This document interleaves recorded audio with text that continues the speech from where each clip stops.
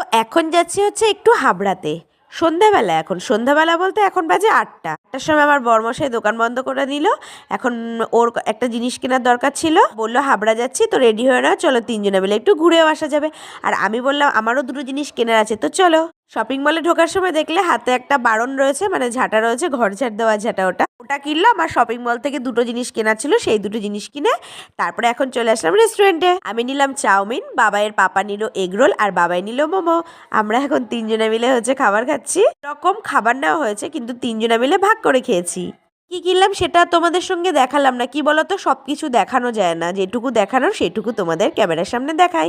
আর যেটুকু দেখানোর না কি করে দেখাবো বলো, সব কিছু তো আর দেখাতে পারি না না। তো এরকম ভিডিও দেখতে গেলে আমার চ্যানেলটিকে কিন্তু সাবস্ক্রাইব করে নেবে, পাশে থাকা বেল আইকনটিও প্রেস করে নেবে, যাতে আমার নতুন নতুন ভিডিও নোটিফিকেশন তোমাদের কাছে টং করে চলে যায় তাড়াতাড়ি। এই জামাটা আমি অনেকদিন পর পরলাম, আমাকে কীরকম লাগছে সেটা কিন্তু কমেন্ট করে অবশ্যই বলো। অপেক্ষায়